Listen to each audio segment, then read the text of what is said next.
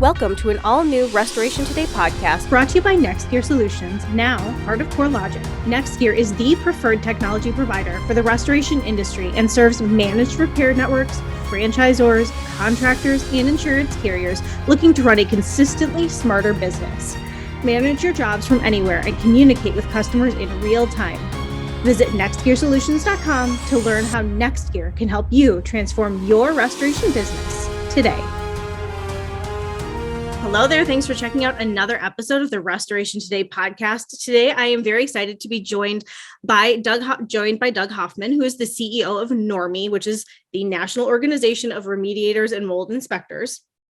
So we're going to be talking today about a whole bunch of different things like mold assessments and training and IAQ and how that relates to all of it. So Doug, thank you very much for joining me. I appreciate it. I'm going to toss it right over to you and have you kind of introduce yourself and share a little bit about your background in the industry. Okay, thank you very much. I appreciate it, Michelle. Great to be here. Of course, I love talking about NORMI, so I'll try to keep it brief. But I came out of the construction industry. I was in the construction industry for 35 years. And I tell people for those 35 years, I built unhealthy homes. And I realized in 1995 that what we were doing was actually impacting indoor air quality in a very negative way. And so I got into the indoor air quality industry, wrote a book called Mold-Free Construction, and started training in 2004 for the Louisiana Mold Licensing Law. They were the first state to have a mold licensing law for remediators, and was invited to do that training because we put the discussion of remediation and assessment not only under the umbrella of indoor air quality, but just as importantly, we talk about it in the context of not necessarily a water event, but in the context of building science issues, because you can build a home that has really bad indoor air quality anywhere in the country. In fact, I'm asked a lot about this. They say, well, you're concerned about mold because you live in a petri dish. You live in Louisiana. And I said, well, it's an indoor air quality problem. You build the wrong way in Toronto, Canada, you're going to have indoor air quality problems. And that's what we found. So that's what we're all about, is educating not only the public as a nonprofit trade association, but also then supporting the professionals in the industry to understand better how to do their job and to protect the public. Perfect. Okay, so NORMI has grown kind of considerably in the recent years. So what are some of your growth goals right now? It looks like you're reaching into more states, getting more contractors on board as members. What does all that look like? What are your goals from here? Yeah, well, thank you very much. I tell you what, the only people who need this training are people who breathe. We really believe that what we have to bring to the table in terms of assessing indoor air quality and mold problems, and then developing protocols for the solution. And then it's just not about just fixing the problem. It's about how can I create a healthier environment going forward? How can I fix the problem so the problem won't come back? So truthfully, Michelle, I have a global vision for where I think NORMI is going to go. We're called the national organization, but the point is that we've done training in Seoul, Korea, of course, in Canada. We're looking at training in Australia and Brazil. So I think my vision is that we could take this training globally and just help all kinds of people live cleaner, healthier, and safer lives. So do people need to be, or contractors need to be members of NORMI to get this training? Can they do it without being a member? How does that work? Yes, they can get trained without being a member. In fact, right after Katrina, I have about a 900 square foot office in my home, and I converted it to a training facility, set up the PowerPoint and everything. And wouldn't you know that probably half of the people that came to our class were homeowners. They weren't people that wanted to be professionals, but they were people who wanted to know how that work should be done. And we just came back from San Diego doing a training with U.S. Marine Corps. So a lot of facilities maintenance directors who don't actually have to be licensed, maybe they're not selling their services to the public, but they want to make sure that the work is done correctly. And so we have a very, very wide reach. Anybody can come to our training. And that's one of the reasons why we separate out. We're asked this a lot. Why do I have to pay separately for the certification? Why can't you just include it in the price of the class? Well, that's why, because a lot of people come to our classes, they have no interest in being certified. They just want the information. So what does it look like to be a member then? How do you sign up to be a member? What are some of the member benefits? What does all that look like? So when we started in 2004, I had been a part of a trade association prior to that. And what I learned was sometimes trade associations, and this is not a general indictment, but sometimes trade associations are really good about taking the money and not giving anything back to the trade association. We decided that we were going to keep our fees very, very low. Right now, they're only $20 a month. To become an active NORMI member.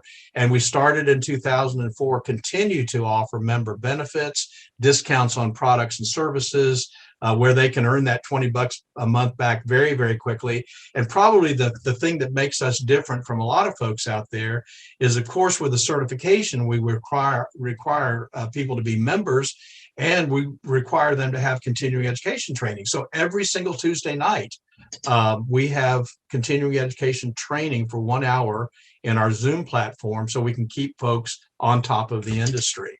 So I think that's probably one of the biggest benefits we offer.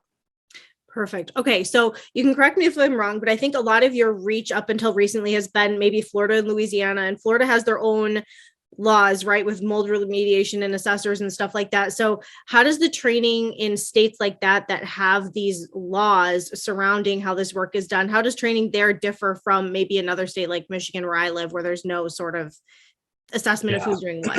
Yeah, that's a great question. One of the things that we learned in 2004 was that even though Louisiana was the only licensing law, and really the first licensing law, they did the right thing in regards to the industry. The industry has always been split into two professions.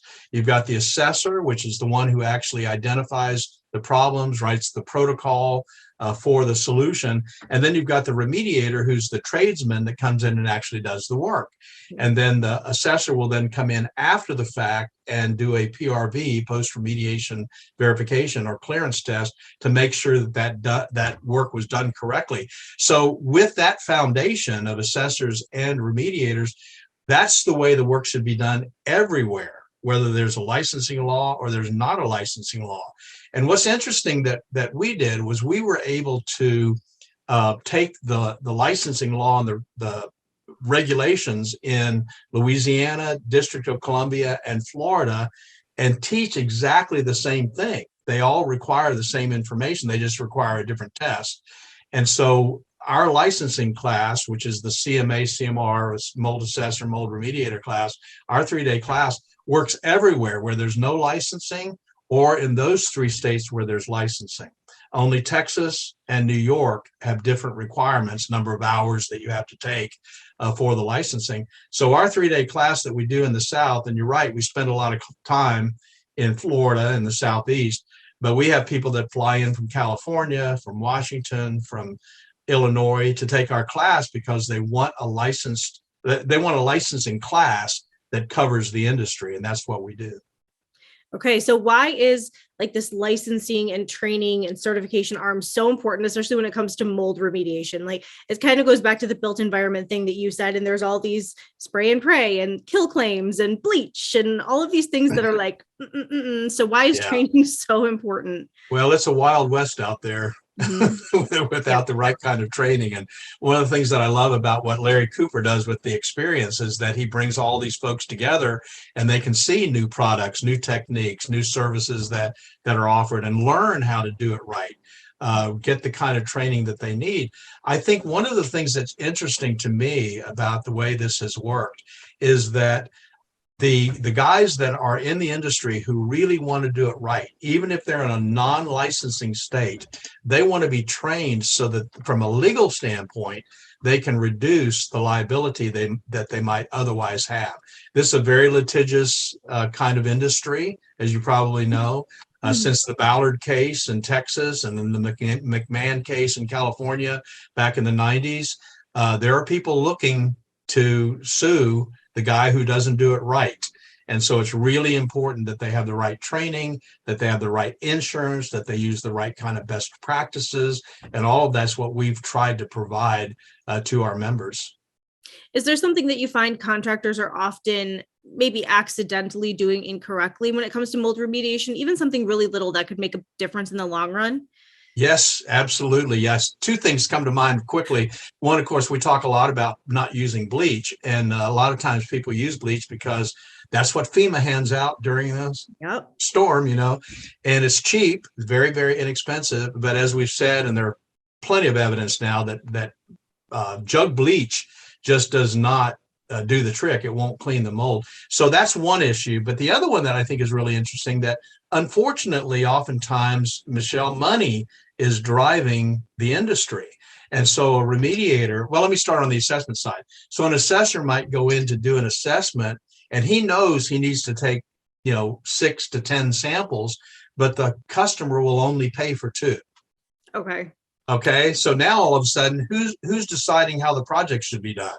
Yep. Well, the customer is, or the remediator goes in and the people don't have very much money. And he says, well, you don't really need an assessment. Don't worry about that.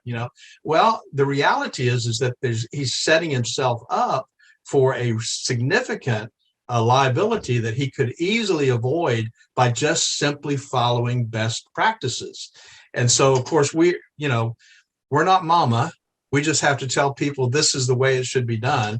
And those guys that really have a lot of integrity, obviously, are going to do it right. We tell folks when we talk in class, because a lot of who we deal with are entrepreneurs, and we tell them, when you start your business, you got to decide whether you're going to be a Macy's or a Walmart. If you're functioning based on price, then you're going to have to deal with the consequences of that. If you're doing it based on what the people need and they can't afford you, then you need to move on to people who can. So it's just a different philosophy. I've told people I've been self-unemployed for 40 years. And when you're running a business, you need to make sure that you're doing what you need to do to protect yourself and your livelihood, and then protect the public by just simply doing it right, no matter what it costs. I didn't realize until the last few months when I bought CNR how many jokes there are about like leaving the 9 to 5 to work 95 hours and like unemployed. And there's anyway, rampant jokes about entrepreneurial. I know. Anyway, I love it. I love it. Because it's so funny because people say, well, you don't have a boss. Are you kidding me? Every single person I work for is my boss. There you go. Yes, that's true. And you don't want to let them down. It's your company. That's right. Yeah. Okay. So talking about the mold remediation stuff without saying a specific product, do you have little tips that you give contractors when they're trying to figure out, like, there's so many products out there that are antimicrobials and they have a lot of different claims, and some are botanical and some are lab-based, and there's so many. Do you have any tips that you give people as they're weeding through the options? I really do. I think, and this is really simple, but a lot of people are not label readers. And if you will just read the label, you'll know exactly what that product is. And if you understand the ingredients, you'll know exactly what that product does. So you can walk down, and I know you've experienced this, you can walk down the soap aisle at your local grocery store, and if you start reading the ingredients, you'll find out they all have exactly the same thing. They just have a different label. And so I think that's one of the best tips that somebody can have, is take the time to do the research yourself, so you're convinced of exactly what that product does and what it doesn't do. And if you've got customers that are concerned about smells or the scent of a product, find one that doesn't have one. If you have somebody that really is concerned about some toxic chemical, find out one that doesn't use it. Read those labels, understand the side effects. And I think that's really, to me, that's been very helpful when you start writing protocols for clients. Has COVID or anything kind of changed how you guys are doing things or put future ideas into your mind? There's this whole idea now of cleaning for health, and people have this renewed sense of like how we're actually cleaning our environment. So are there any changes within NORMI or your protocols or your training that have kind of come out of COVID related to IAQ or anything? Yes, actually in April of 2020, we developed a new class called Certified Sanitizing Professional. And what we realized was that guys that are in the remediation business, if they're trained properly, they're already doing cleaning correctly. They just need to be a little more intense about what they're doing, a little more careful about what they're doing, and they need to make sure that they're using the right kind of chemistries. And so, yes, it really is kind of a natural flow for us to move into that arena. It's not a big surprise because, again, that's kind of what we're doing. I've told people for years, Michelle, that we use mold oftentimes as a surrogate for other indoor air quality issues. And here's what I mean by that. If you reduce the mold in an environment, you're taking care of other things like bacteria and like viruses. If I have mold growing on a wall somewhere and I wipe that down with a really good chemistry as a biocide, it's not going to take the mold and leave the bacteria. It's going to take everything. And so even though you may not be testing specifically for things like viruses and bacteria, the truth is that if you do it properly, you're cleaning that environment and you are in fact sanitizing. Okay. All right. So I know that you talked about Larry Cooper and the experience in some a little bit. So I know that you are going to be involved in the April show and you are going to be introducing people to Norma. I am. Norma. I'm so excited. One of the nonprofit 501(c)(3)s that we own is the NORMI Pro Environmental Task Force. And that's an organization that receives contributions and goes into disaster recovery areas to do training and to help the public with some of the problems that they have. So we've always wanted to go into those environments and be kind of an information booth for people, what kind of FEMA questions they have, insurance questions, protocol questions, who to use to do the work, and so forth. And so just this last spring or summer, we actually purchased a Class A motor coach, 40-foot motorhome, that we're calling Norma, because you got to give you got to give a motorhome a name. And Norma is going to be then going into these disaster recovery areas. It's fully sustainable, self-contained. And we actually have a command center now that we're putting inside of Norma, which will allow people to charge their phones, give them internet connection if they don't have it. And so we're really excited about that. And we're going to introduce her at the experience in Cincinnati. Larry Cooper's given us a place where we can put her outside and set her up and let people come in and see what we plan to do when there's a disaster in their area. It gives us an opportunity to promote our members, which is the real key. We want folks in those environments to do things that they're trained to do. So how are NORMI members better equipped to maybe go into CAT zones when a hurricane or whatever hits? Well, this is new. In fact, we just started a class today in Fort Lauderdale at the NORMI Pro Academy. There is a new training called OSHA 15 FEMA, and it's a OSHA class where you actually go to the class for 2 days and you get an ID. It's a FEMA ID that allows you to represent yourself as a disaster worker. And FEMA is going to start requiring that in disaster areas. They love the idea, and I don't want to be negative about this. They love the idea of people coming from all over the country to come in and help with the recovery efforts. But the truth is, a lot of them are not well trained and they don't know how to protect themselves. And so what FEMA did was put together this class with OSHA and develop this OSHA 15. So this is something that pretty much any company that travels and does CAT work, they need to make sure that they are considering this and getting up on it. Similar to when you needed something to be an essential worker during COVID, right? You have to, do you think it's going to be like a card that you show? What do you think? It is. It's going to be a FEMA ID card, and I'm going to write an article for you. I'll send it to you here shortly about this particular class, because we've already talked to large franchisors, and they're excited about having this class at their location, and we're going to make it available to be able to do this class. Like I said, it's just a 2-day class, but it will give them the information that they need to go into those disaster areas, and it will give them this FEMA ID card that they may have to use to, especially if they're going to do FEMA work, they may need to have this ID. So what are some of the interesting jobs that NORMI has been involved in over the years? Do you have a couple that like pop into your head? I do. You share one or two? I know you. Yeah, do. one of the most fun jobs that we actually did was we went out, flew out on a helicopter to an oil rig out in the middle of the Gulf of Mexico, deep water rig, and actually assessed their environment for mold problems. What was fun about that was that we had to be turned upside down in the helicopter underwater to make sure that we could get out and survive the process. Oh, yes. So we got safety training. We got TWIC cards for the security clearances and went out and did that assessment. That ended up in allowing us to do about a dozen offshore oil rigs. As you can imagine, they're sitting in the Gulf of Mexico, so they have mold issues. Another one that was probably one of the most fascinating we did was we actually did a drywall plant.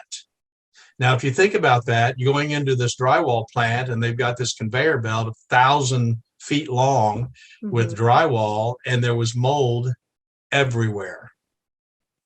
Think that might be a problem? A little bit. And how many homes did that, or businesses, or wherever did that drywall go into? And how long was the mold there? There's a lot of questions. Exactly. Okay. And so you do all of those kinds of things, of course, under non-disclosures. But the point is that it's a very fascinating business. And what's really fun to me is to be able to come up with solutions which are not that difficult, especially if you're incorporating the building science side of this. You understand how buildings work. They're living, breathing organisms. And if they're not lived in correctly or not maintained correctly, they're going to have problems. Are you seeing any new construction techniques that contractors should be aware of that seem to be presenting some new IAQ issues? Yes, absolutely. That's why I wrote my book, Mold-Free Construction. I wrote my book because there is a way to build a home that's can be free from mold problems and mold contamination and bacterial issues. And the real key is it's really a simple thing in a lot of ways. If you can keep the relative humidity inside your home between 40 and 60%, you can reduce the possibility of having mold almost to zero.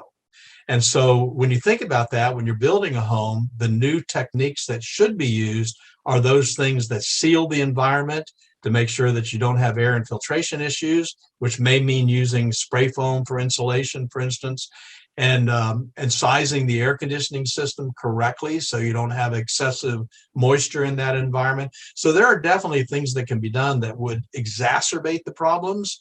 And if you can exacerbate the problems, then there are other things that could be done that could reduce the possibility of having problems. And that's what my book is all about. Okay.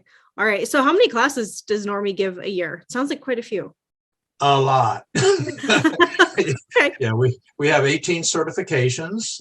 We have about 38 hours of online continuing education training that we offer for the state of Florida. So we do quite a few classes. We try to have classes every week in our NORMI Pro Academy at our on-site location. And then, of course, we're doing classes across the country as those happen as well. So, yeah, we do a lot of classes. How many instructors do you have?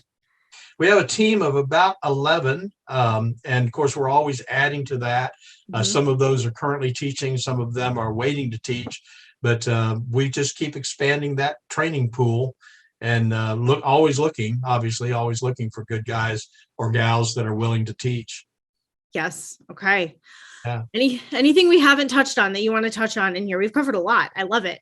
Well, thank you. I can tell you that we've got new classes coming all the time.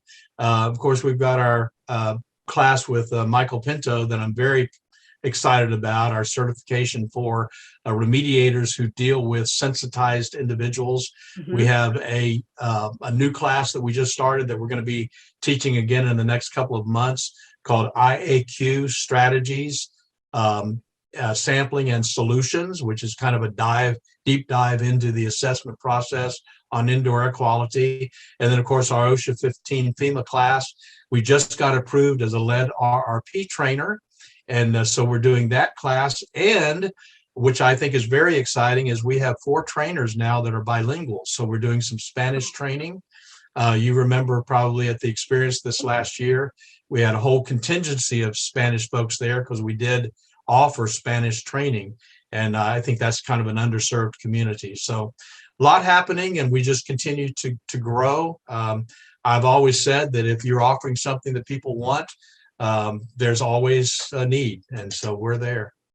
Perfect. Well, thank you, Doug, for your time. Thank you for all the education that you give the industry. I know you wrote for previous publication. I know you're going to write for CNR, and I appreciate your expertise very much. Thank you. And thank you for your time, and look forward to meeting Norma at the experience. Absolutely. Well, thank you so much for inviting me. I love doing this, as you can imagine, and appreciate your interest in at least promoting what we're doing. So thank you so much.